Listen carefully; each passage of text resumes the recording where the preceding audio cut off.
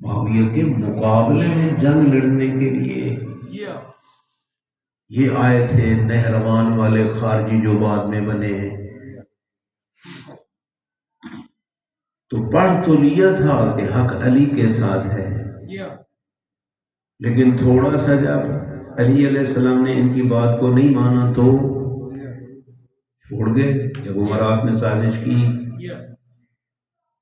کہ قرآن کو نیزوں پہ بلند کیا اور نعرے لگے لا حکم الا للہ، بولے متقیان فریادیں کرتے رہے کہ کلمۃ حق یراد بها الباطل، حکومت اللہ کی ہے، قرآن حاکم ہے، یہ بات برحق ہے، لیکن جو نعرہ لگا رہے ہیں ان کا مقصد کچھ اور ہے۔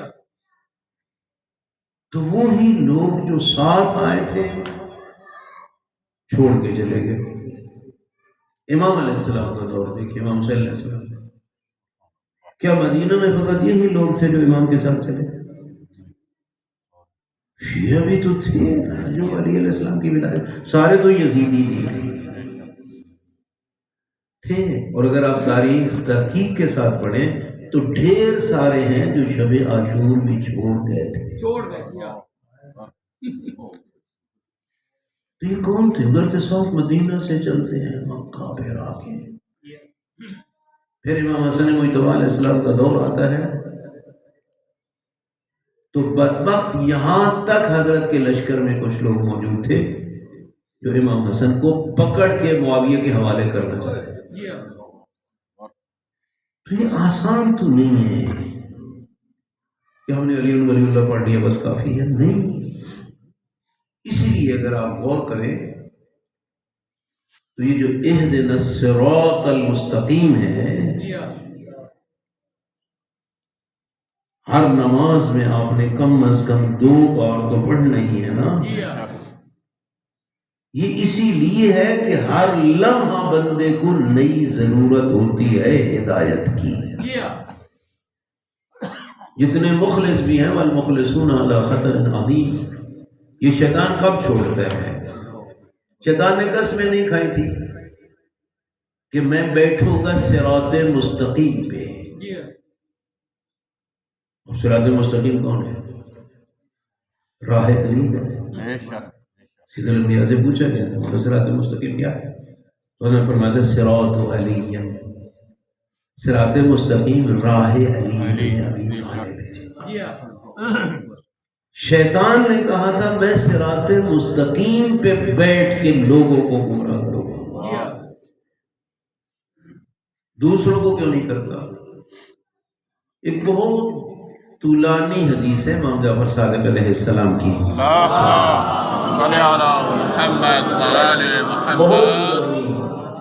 جس میں حضرت نے فرمایا یا ابن جندب لقد نصب ابلیس حبائلہ لا یقصد منها الا اولیاءنا، کہ اس شیطان نے اپنے جال پھیلا رکھے ہیں، ان میں شکار کرنا چاہتا ہے فقط ہمارے شیعوں کا۔ یہ روایت ہے۔ تو دوسروں کو کیوں نہیں کرتا؟ وہاں ضرورت ہی نہیں۔ اتنی محنت کی بعد از وصال پیغمبر خدا اس بدبخت نے کہ لوگوں سے دروازے علی چھڑا لیا اور چھوڑ دے لوگ۔ اب مزید وہاں محنت کی ضرورت نہیں، محنت کی ضرورت ہے جو صراط مستقیم پہ ہے، یہاں محنت کرتا ہے۔ اور ہر دور میں اس نے کی۔ امام علی زین العابدین علیہ السلام کا دور آتا ہے، کچھ یہاں تک تو ساتھ چلتے ہیں، یہاں پہ آ کے پھر 2 حصوں میں بٹ جاتے ہیں۔ محمد ابن حنفیہ چچا ہے نا، امام علی زین العابدین علیہ السلام کا چچا ہے، لیکن دعویٰ دائر کر دیا کہ میں علی کا ڈائریکٹ بیٹا ہوں، یہ مسند میری ہے، میری، آپ کی نہیں۔ حضرت نے کہا کہ چچا جان کوئی مسئلہ نہیں ہے، چلے جاتے ہیں نا بیت اللہ، حجر اسود سے پوچھ لیتے. سبحان اللہ. ٹینشن کی ضرورت نہیں ہے. حجر اسود سے پوچھ لیتے ہیں. تم کہو نا حجر اسود کو کہ وہ تیرے حق میں گواہی دے. محمد بن حنفیہ نے بڑا زور لگایا، لیکن کب بولنا تھا حجر اسود نے؟ نہیں بولا. امام علی زین العابدین علیہ السلام جب آگے بڑھے تو بول کے کہتے ہیں اشہد انک حجت اللہ علی الخلق اجمعین.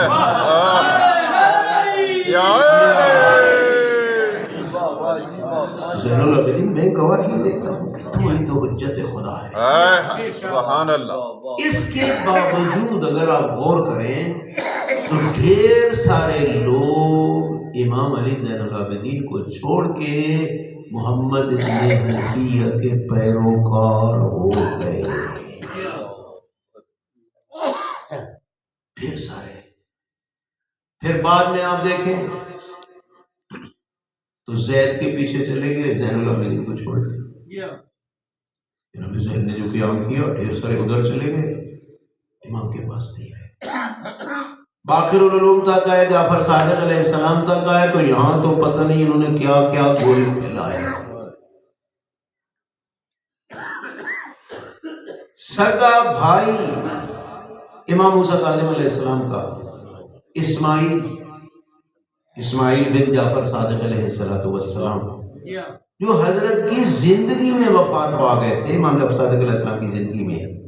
اور آپ جانتے ہیں کہ دوسرا امام تو آتا ہے پہلے امام کی شہادت کے بعد، جو اپنے ہاتھوں سے صادق آل محمد نے دفن کیا. لوگ اس کی امامت کے قائل ہو گئے اور موسیٰ کاظم علیہ السلام کو چھوڑ دیا. اور وہ آج بھی موجود ہیں. یہ اسماعیلیہ کون ہے؟ جو کراچی والے بوہرے اسماعیلیہ جن کو آپ شیخ امامی بھی کہتے ہیں، یہ کون ہے جو امام موسیٰ کاظم علیہ السلام کو امام نہیں مانتے؟ کربلا جائیں گے، نجف جائیں گے، مدینہ جنت البقیع جائیں گے، ماتم بھی کریں گے، روئیں گے بھی صحیح، کاظمین نہیں جائیں گے. نہیں جاتے. تو یہ کس نے کیا؟ عصمت بخش شیطان نے راستے سے، صراط مستقیم سے ہٹانے کی اس کی کوشش میں آپ کی خدمت میں عرض کر رہا ہوں. عبداللہ بن جعفر سگا بھائی امام موسیٰ کاظم علیہ السلام کا، اس نے امامت کا دعویٰ کر دیا اور ڈھیر سارے لوگ ان کے پیچھے چلے گئے. عبداللہ افتی ایک مذہب بنا. یہ وہی بنے جنہوں نے موسیٰ کاظم کو چھوڑ دیا، عبداللہ کے پیچھے چلے گئے. امام موسیٰ کاظم علیہ السلام فرمایا کرتے تھے یرید عبداللہ اللہ یعبد اللہ. عبداللہ یہ چاہتا ہے کہ اللہ کی عبادت نہ ہو. موسیٰ کاظم علیہ السلام کو مشہور جملہ ہے. نیشابور میں شیعہ اختلاف کر جاتے ہیں. کچھ کہتے ہیں کہ عبداللہ امام ہے، کچھ کہتے ہیں نہیں موسیٰ کاظم امام ہے. کہا بس چیک کر لیتے ہیں. چیک کرنے کا طریقہ کیا ہے؟ ڈھیر سارے سوال لکھ کے ان کو لپیٹا، ان کے اوپر 3 لفافے چڑھائے، 3 لفافے، اور ان سب کے اوپر ایک چمڑے کا غلاف چڑھایا. کہا لے جاؤ، جو بغیر پڑھے ان سوالوں کا جواب لکھ دے گا وہی امام ہے. سبحان اللہ.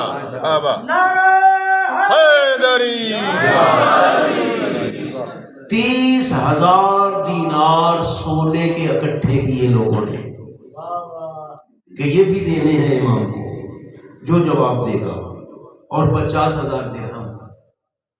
جب یہ مال اکٹھا کر رہے تھے نا تو ایک مومنہ وہ آتی ہے، دیکھو تم خدمت امام میں جا رہے ہو، میرے اوپر 1 درہم خمس واجب ہے، یہ میرا 1 درہم امام تک پہنچا. سبحان. اور میں نے کچھ کپڑا کاتا تھا اور تھوڑا سا کپڑا بھی بچ گیا ہے، اس کا 5واں حصہ بھی میں دے رہی ہوں. آپ یہ مہربانی کریں میری یہ امانت امام تک پہنچے. کہتے چھوڑ، 30,000 دینار سونے کا، 50,000 درہم، تیرے 1 درہم کو ہم اٹھائیں.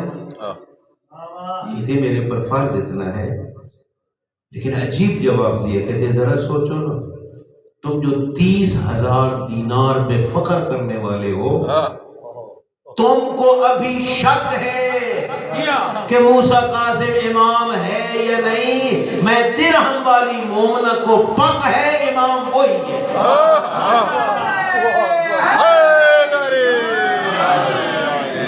مرحبا، بسم اللہ۔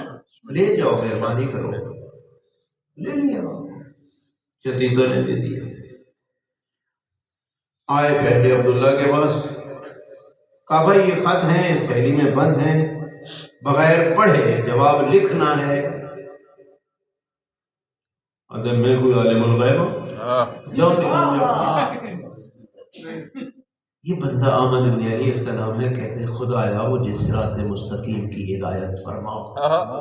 اسی اثناء میں امام موسیٰ کاظم کا غلام سامنے آیا، کہتے ہیں آ میں تجھے حجت خدا کے دروازے میں لے جاؤں۔ سبحان اللہ۔ لے آیا خدمت امام نے۔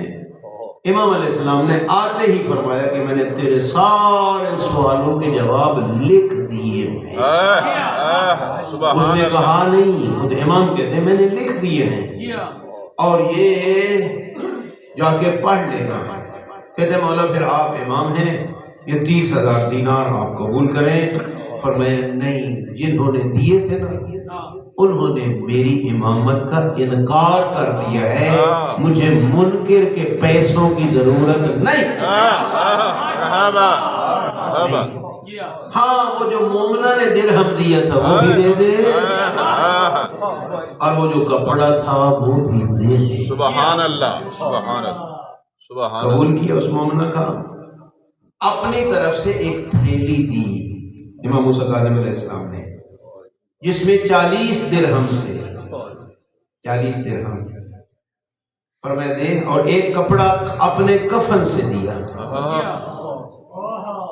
اور فرمایا یہ وہ کفن ہے جو میری پھوپھی نے اپنے ہاتھوں سے کاتا تھا، اور کپاس تھی کریہ سیدائے فاطمہ کی، ہماری جدہ فاطمہ کا ایک دیہات پورا ملکیت تھا، اس میں کپاس بوئی گئی، اس سے میری پھوپھی نے کفن میرے لیے کاتا ہے، اس کا کچھ ٹکڑا میں اس مومنہ کو دیتا ہوں۔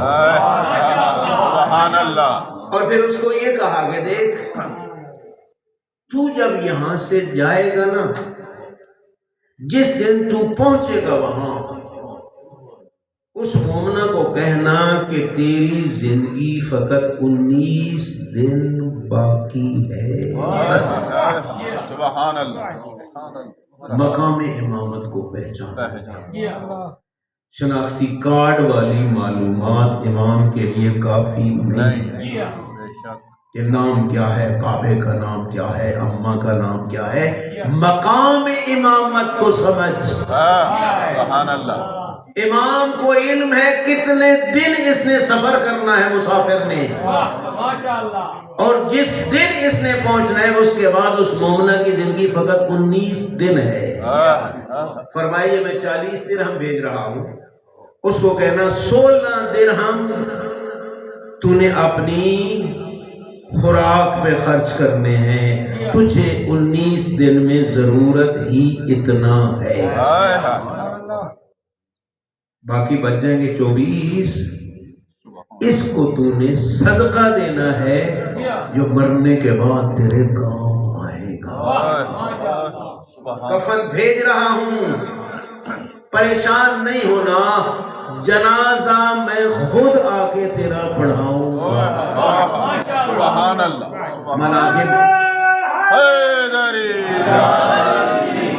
مناقب ابن عاشوب نے بڑی تفصیل سے یہ واقعہ لکھا ہے۔ آپ اندازہ لگائیں علم امامت کیا ہے، امام کو پتہ ہے اس کی ضرورت کتنی ہے۔ فرض لوگ جب حشام کے سامنے امام علی زین العابدین علیہ السلام کا قصیدہ اس نے پڑھا تھا نا، تو آپ کو پتہ ہے حشام جل گیا تھا۔ پہلے تو اس نے بڑی کوشش کی کہ فروزدق جو چاہتا ہے لے لے، ایک قصیدہ میری شان میں بھی پڑھ دے. یہ مکہ حرم کی بات ہے، بیت اللہ کے ساتھ بیٹھ کے کہتا ہے. لیکن پرستوں نے ایک جملہ کہا تھا کہ ہاتھ ابن کا ابی و امن کا امے و جدن کا جدے. دیکھنا اگر مجھ سے قصیدہ پڑھوانا ہے تو زین العابدین جیسے، زین العابدین کے بابے جیسا بابا لے آ، اماں جیسی اماں لے آ، دادے جیسا دادا لے آ، پھر میں پڑھوں گا.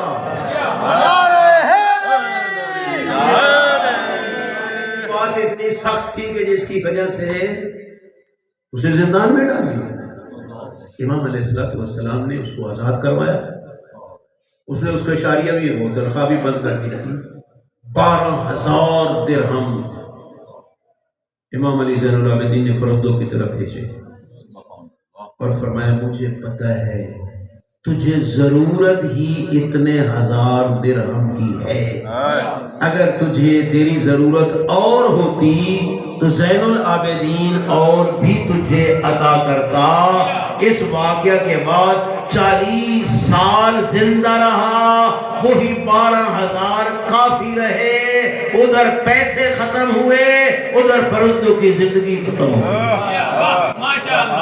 اس کو امام کہتے ہیں، معصوم کہتے ہیں. اس کو تاریخ میں اگر آپ غور کریں، ایک شخص عبد الرحمن ہے، ادھر آواز کا رہنے والا ایران کا، یہ عثمانی تھا. عثمانی آپ جانتے ہیں کہ عثمانی ہوتا ہی وہی ہے جو دشمن اہل بیت ہو، وہی ہوتا ہے. لیکن یہ ماشاءاللہ محب اہل بیت بن گیا، شیعہ ہو گیا. کسی نے کہا یار یہ کیا ہوا تیرا اتنا بڑا انقلاب، پہلے عثمانی اب علوی، وجہ کیا ہے؟ جو دیکھا ہے اس کے مطابق عقیدہ اپنایا ہے. سنی سنائی پہ نہیں، آنکھوں سے دیکھ کے آیا ہوں. کیا دیکھا ہے؟ بھوکا آدمی تھا، گھر میں کوئی شے نہیں تھی. کیا سامرا کہ بادشاہ کے پاس جاتا ہوں، کوئی چیز دے گا جس سے کاروبار کروں گا، گزارا ہوگا.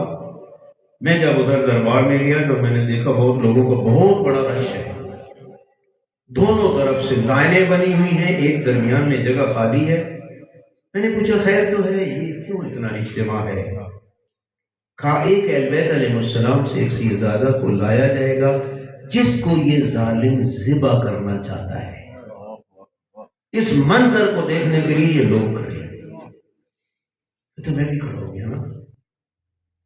لیکن کہتے ہیں سبحان اللہ، جب وہ شہزادہ وارد ہوا، گھوڑے سوار تھا، چہرے پہ نقاب تھا، لیکن کوئی اتنی نورانیت تھی کہ جس کے چہرے کو دیکھ کے میرے اندر سے بے ساختہ دعا نکلی، خدایا تجھے تیری اپنی عظمت کا واسطہ اس سید زادے کو اس ظالم کے ظلم سے بچا دے. کہتے میں نے دل میں دعا مانگی، ہزاروں کا مجمع، آگے بھی فورس ہے، پیچھے بھی فورس ہے، درمیان میں وہ شہزادہ ہے. کہتے لوگوں سے گزرتا گزرتا جب میرے پاس آیا نا، اس نے اپنے رخ انور سے نقاب الٹا، میری طرف رخ کر کے کہتے ہیں اللہ نے تیری دعا قبول کر لی ہے. خدا تجھے مال بھی زیادہ دے گا، اولاد بھی. میں نے عام واقعہ پڑھا ہے، ذرا غور تو کر. ہزاروں کے مجمع میں تیرے امام کو علم ہے کون اس کے لیے دعا مانگ رہا ہے. پھر مجھے یہ تو بتا، یہ دعا قبول ہے کہاں سے پتہ چلتا ہے کہ فلاں کی دعا قبول ہے، فلاں کی رد ہے؟ یہ قبولیت تو لوح محفوظ سے پتہ چلتی ہے. یہ تیرے امام کا مقام ہے جس کو اتنا بھی علم ہے کہ اس بندے کی دعا قبول بھی ہوگی. سبحان اللہ. کہتے پھر اسی کے صدقے خدا نے مجھے اتنا مال دیا، اماروں میں نہیں سنبھال سکتا. 10 بیٹے خدا نے مجھے دیے، تو اب بتا تو صحیح، جس علی نقی کے صدقے خدا نے اتنا رنگ دیے مجھے، میں کیوں نہ کہوں حق اسی علی کے ساتھ۔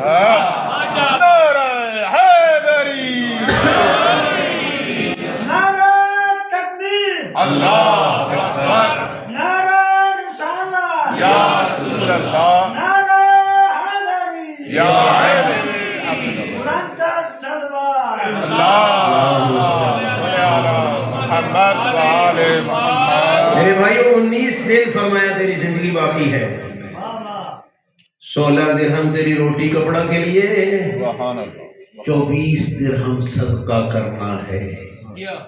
19ویں دن مومنہ کی موت آ گئی،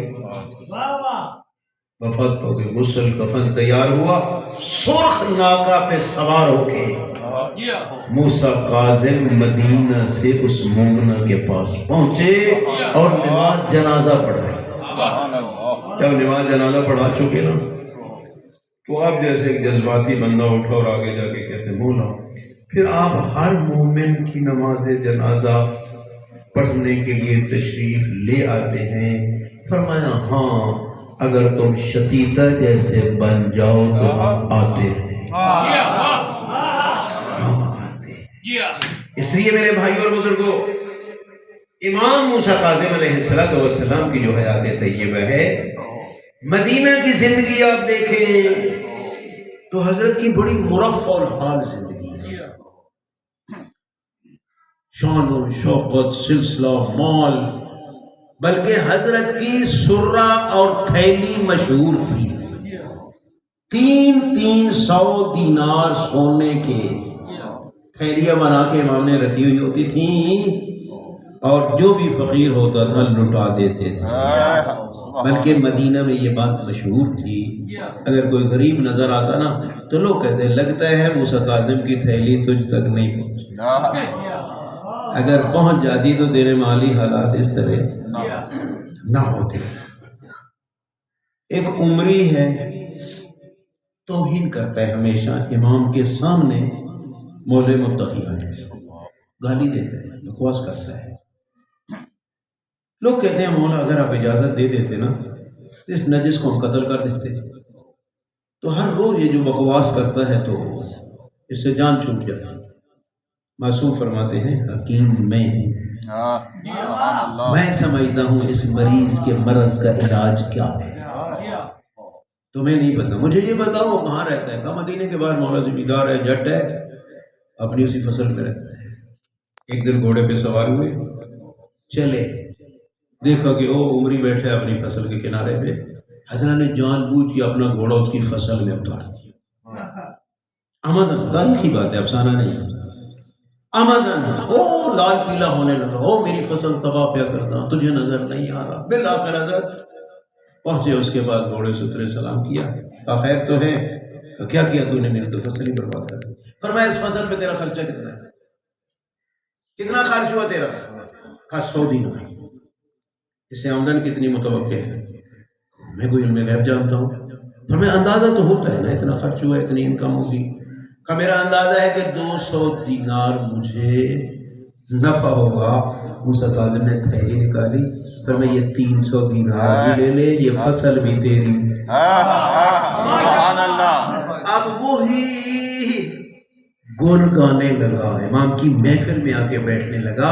موسیٰ کاظم علیہ السلام نے فرمایا مجھے بتاؤ علاج وہ ٹھیک تھا جو تم کرنا چاہتے تھے یا وہ ٹھیک تھا جو میں نے کیا؟ سبحان اللہ، سبحان اللہ۔ صحابہ علیہ السلام سوار ہیں گھوڑے پہ، مدینہ سے باہر نکلے، خرابے میں ایک کالا کلوٹا، گندے کپڑوں والا، پسینے کی بدبو، کوئی اس کے قریب جانے کے لیے تیار نہیں۔ موسیٰ کاظم علیہ السلام گھوڑے سے اترے، اس کو جا کے سلام کیا، بلکہ اس کے ساتھ جا کے معانقہ کیا، اور اس کے بعد کہا کہ تجھے شاید میرا گھر کا ایڈریس نہیں پتا، یہ میرے گھر کا پتہ ہے، جب بھی ضرورت ہو موسیٰ کاظم کا گھر تیرے لیے کھلا ہے۔ سبحان